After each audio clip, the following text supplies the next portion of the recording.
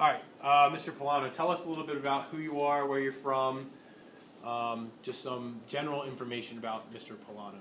All right, my name is Alex Paolano. I teach 11th grade social studies here at Howard. This is my 4th year at Howard. So the kids that are graduating now, those were my freshmen. I taught freshmen for my first 2 years, and then I moved up to 11th grade. I've been in Delaware also for 4 years. I'm originally from New York. I was born and raised on Long Island. My mom was born in Brooklyn. My dad was born in Nassau County. I went to college, which we'll talk about a little bit, in New York. Everything about me is New York. I like the Yankees. I like the Rangers. I like the New York Giants. All New York, all the time. Some interesting things, I guess, about me. I don't know if they're interesting. I got married recently. Woo! Yeah, here we go. No kids. No kids. Kids are coming like way in the future. I'm really selfish right now. And I can't even comprehend dealing with kids. I love to travel. That's part of the reason why I don't want kids yet. So a couple years ago, I went to Europe, and I went to Germany. Where else did I go? Hungary, Poland, the Czech Republic, Slovakia. And then 2 summers ago, when I got married, I did my honeymoon in South Africa, and a place called Swaziland, which you'll learn about in Miss Heller, or I don't know, the other social studies teacher. McDonald, yeah, you'll learn about that later on. And then last summer, I took a group of students to Fiji, New Zealand, and Australia. Came back and then went to Israel. So I love to travel, I love history, I love social studies, that's what I teach here. So hopefully one day you'll have me. I'm really good at my job, I like what I do, I'm modest. No one gets my jokes, it's okay, they'll come later. Sorry. And overall, again, I like to travel, I like sports, I love New York stuff, and that's just a little bit about me. So. All right, Mr. Paolano, where did you go to college? I actually went to 3 separate colleges. I started off at a community college. As one of your questions already was, how much does college cost? And the answer is a lot. So I started at a community college, one right down the road from my house, Suffolk County Community College. It was way cheaper for me, and for me at that time, I was putting myself through college. It was a much better option for me. After graduating, I graduated from there in a year and a half, so a little bit early, and then I went to a place called Binghamton University in upstate New York. Got my bachelor's degree there in history, and then went on and got my master's degree at Stony Brook University on Long Island teaching. So the degree is in teaching social studies. So you moved around New York quite a bit. Yeah, I went a little bit everywhere. All right, good. All right, so we're going to start asking questions about college. Question number 1. Whoever has question number 1, would you read it for us, please? Where did you go to college and what was your favorite thing about school? Okay, like I said, I went to college in New York. I'll stay with my undergraduate because I think that's the first thing we need to think about. Those 4-year colleges, your bachelor's degree. So I went to a place called Binghamton University. It's part of what we call the State University of New York system, the SUNY system. There's I think 65 different colleges in New York that are tied to this system. So I went to the one in Binghamton. Not to brag or anything, but it's one of the more prestigious of the SUNYs. It's in the top tier, the top 1 or 2 of public universities in New York. My favorite thing about college was that educationally, I got to concentrate on something that I wanted to concentrate on. So it wasn't like here, where you sit in math, and then you go to English, and then you go to science, and then you go to social studies. By the time I got to Binghamton, I was a history major. I spent all of my time focusing on what I wanted to learn about. I picked my courses, I picked my professors, I picked when I went to class, and I picked what I studied. So I think for me, that was my favorite part about college. Were there any courses that you had to take that were not history classes? Yeah, so you still have to take general ed requirements. So even though I focused on history, I still had to take math, but I got that out of the way early. And then I had to fill my schedule with electives. So I got to pick things that for me were relatively interesting. So my favorite course that I took that wasn't history was a class called Television and American Culture. We watched TV. We got college credit for it. We had to watch TV, but we had to write, we had to do a lot with it. But the entire class was looking at something that we took for granted, like TV shows, and seeing how does that reflect on our society. Is it reflective of our society, or is it causing stuff in our society? What relationship do we have with television? So yeah, we had to take a bunch of different stuff. All right, question number 2. What was college like? Huh. It was a lot, I guess is the best way to start with that. It was fun in some ways because you're independent. Mom's not around, dad's not around, you're on your own. So you got to do a lot of fun stuff. If I wanted to go out on a Wednesday night, I didn't have anyone telling me not to go out. It was also very challenging. You have to self-motivate. No one, like when you miss too many days of school, you get a phone call from the office saying, hey, why is so-and-so not in school? If you do that in college, you just failed. The professor does not care if you come to class or not. They get paid anyway. Probably doesn't know your name either. Doesn't know my name. Most of my professors didn't know my name. At least early on. When I started having smaller classes, they did. But I had a class that had 300 people in it. So a lot of times they don't need to learn your name. So it was a mixture of a lot of fun. You got to meet people. You're not forced to be with people. You pick your group of friends. You pick what classes you take. You pick what clubs you're involved in. But it was also really challenging. I had to be the master of my own time. I had to decide, like, all right, I have 4 classes or 5 classes. I need to be in class at these times. And I need to make sure the assignments are done at these certain junctures, because nobody's checking in on me. And it was challenging in a way because you have to live independently. I had to make my own food. I had to get myself around. I had to do everything on my own. And that was a pretty big change from high school when sometimes, your mom comes stomping in and wakes you up in the morning. Well, mom's not kicking down my door to wake me up every morning. I got to make sure I do that. So it was a little bit of it. It was overwhelming, but I think in a really positive way. Question number 3. Oh my God. Question number 3. See question. No, I don't think it was William. Question number 3. It's Abby. What? I guess. Explain one more birthday you have about college. Gotta pick one? Can't pick more than one. My biggest regret, I don't think I had enough fun, which is probably not the answer that most kids would expect. I went to college, I was the first person in my family ever to go away to college. I was paying for it largely by myself through student loans and through whatever cash that I had saved up. So I spent so much time working, so much time studying, so much time worrying about class. I did really well, but I don't have a lot of those fun stories that a lot of my friends have about college, because I was so worried about finishing. I needed to I graduated early. I didn't even take 4 years to graduate. I graduated in 3.5 years because I was out of money. But I really wish maybe I took a little bit more time and had fun. Not too much fun, a responsible amount of fun, but enough, more fun. Question number 4. What is your best advice to offer someone going to college? Best advice. Find the college that's right for you. Visit a ton of schools. I didn't do that. I didn't know how. Ask questions of people. How do you know the school is right for you? Because I went to a school that, in retrospect, maybe wasn't the best fit for me. But I was already there, so I was going to stay. Pick a college that suits you. Are you somebody who needs a big university? Are you somebody who loves sports and you want to go to a Penn State where you go on every Saturday to an 85, 90,000 seat stadium full of people? Are you a person who likes it kind of quiet? Are you somebody who likes to get lost in the crowd and having a 3, 4, 5, 600, the college that I went to for my master's degree, freshman biology had 1,200 students in it. Are you the type who would like that? Or do you want to sit in a classroom with 20 other people and be like, all right, I want to know my teachers, my professors. I want my professors to know me. I want to know the people sitting in class with me. Or do you not? What do you want to get involved in? Like, does this school offer my major or something I'm interested in? Because as a freshman, most of you aren't going to know exactly what you want to do. But you want a school that will give you options. Does it have clubs that you're interested in? A lot of college is not what you're doing in class. A lot of college is doing what's fun. Are you an art person? Do you like art? Do you like music? Do you like sports? Do you like rugby? What do you want to do? You have a lot of free time. You want to fill that with things that are going to entertain you and things that are going to benefit you. So really pick a college that's right for you. And don't be afraid to move. If you go to a college and it is terrible and you hate it after the first year, maybe you have to find somewhere else to go, and that's okay. When you were at Binghamton, did they have any unique clubs or? Probably the most unique club that was there when I went was Humans versus Zombies. So they would do month-long game of Humans versus Zombies on campus, and you would see people walking around campus with their backpack on one shoulder and a Nerf gun on the other. And they'd walk to class and they'd see a zombie and you'd literally see them shoot them with a Nerf gun. And that went on for an entire month. They also had video game club where all the video game nerds got to go hang out and play video games all night. And that was paid for by the university. The college pays for it. So when you're looking into schools, those are the kind of things you look for. Humans versus Zombies. Yeah, definitely look for Human versus Zombies. But you look for the unique offerings that every school has because every school has something different.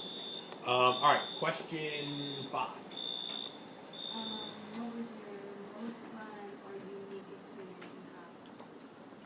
I'm gonna cheat. I'm gonna pick two. I think the most fun I had was my college was a pretty big college. I think we had roughly 17,000 students on campus. So we were able to get people to come to our campus, like entertainers, who a lot of smaller colleges couldn't. So it was my first year at Binghamton. We had the Foo Fighters. I don't know if anybody likes like rock music, but we had Foo Fighters. So the Foo Fighters went from playing the Wells Fargo Center in Philadelphia, big, huge arena. The next night they played Madison Square Garden in New York. And in between that, they played Event Center Binghamton, this 5,000 seat arena, and I got to be this close to the stage for a Foo Fighters concert. So that was probably the most fun. The most unique for me was politically related. I was part of a political organization, and we all got to go to like a presidential rally. And that was very unique. It was something I was never able to do before. So I got involved politically, and it like led me to do that. So it was fun, and then unique at the same time. Question 6. What time is she ready? What was the most challenging thing about college and why? The most challenging thing about college for me, again, I think was surviving.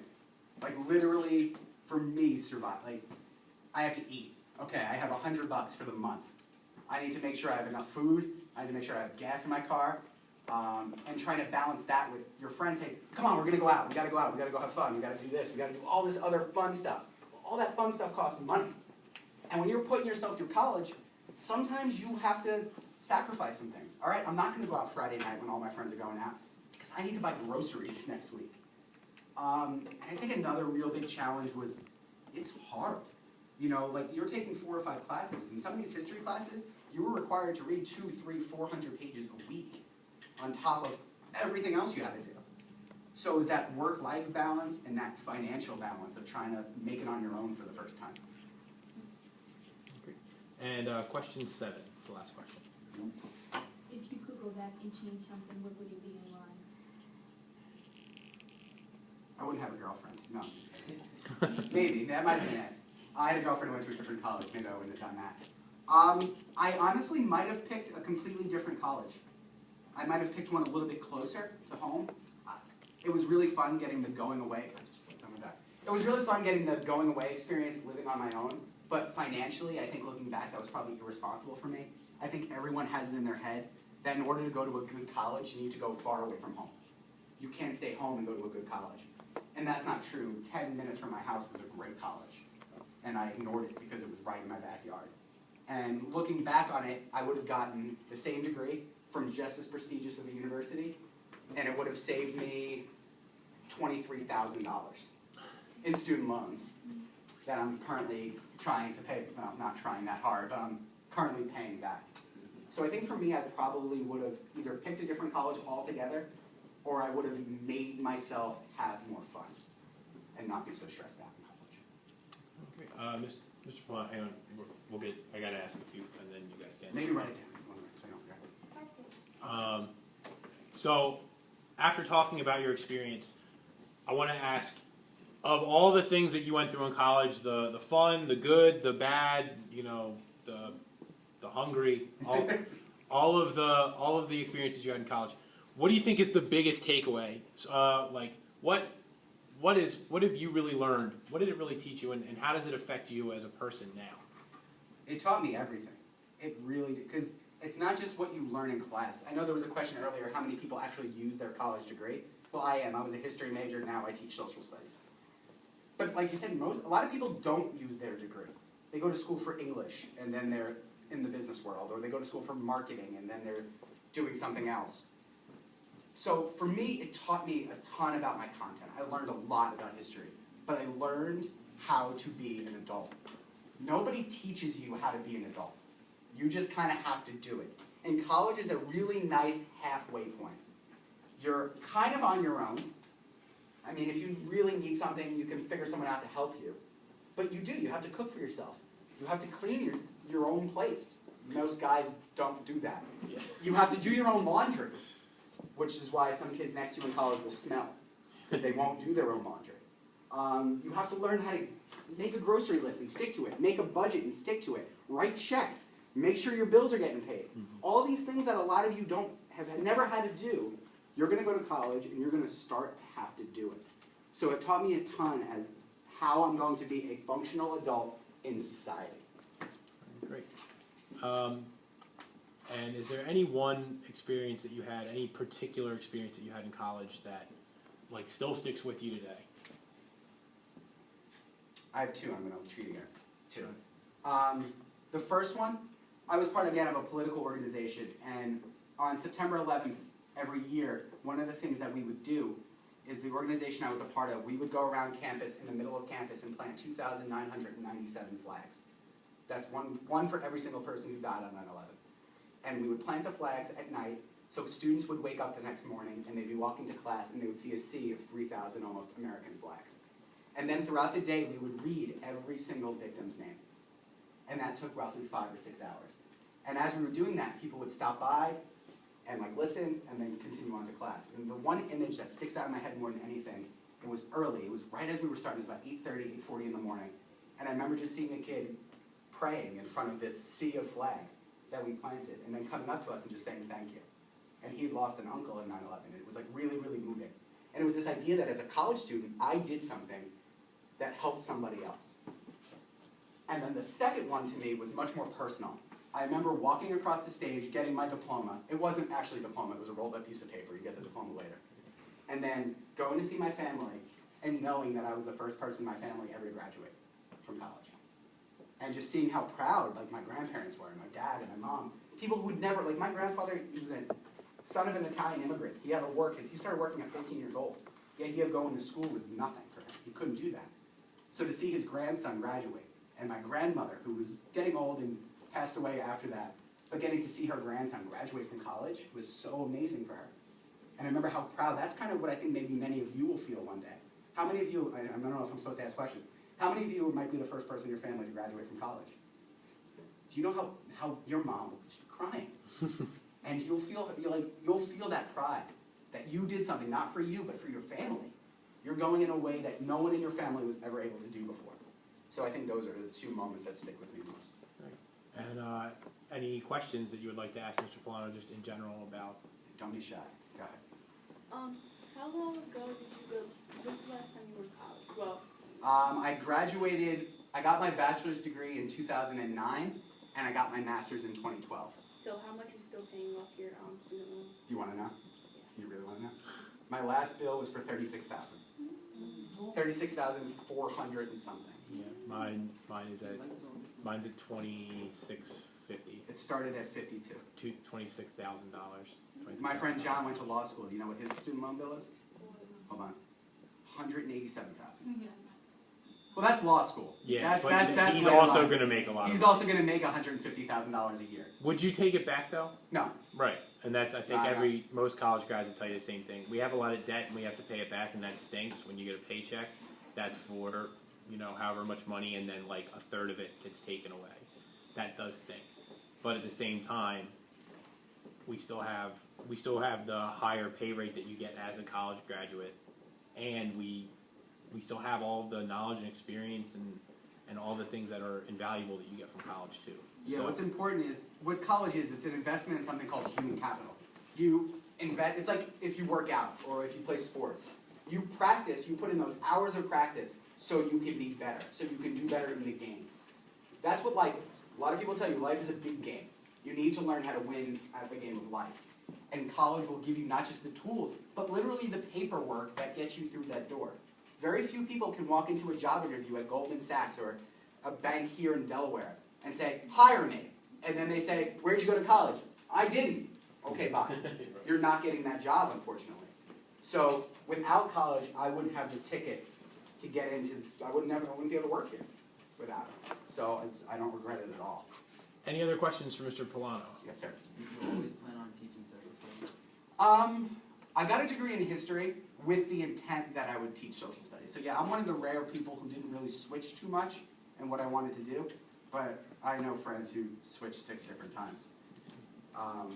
I don't know, but again, I was very tentative in college. I might have picked something else if I stayed in college longer, and I felt like I could stay. So I don't know, but yeah, I kind of stuck with it all the time. Yeah. What made you pick Howard? Howard High School? I'm not going to do college. Every class has asked that question. Yeah. What made me pick teaching here? Well, to be completely honest, at first I was placed here. I didn't pick Howard. Howard picked me. And then I had a choice after my second year to stay at Howard. And then I chose to stay. I chose to stay because I really enjoy the faculty that I work with. I think Howard High School has probably the best faculty in the entire state of Delaware. I think administrating-wise, you have the best principal in the state of Delaware. I think we have a school that is full of pride.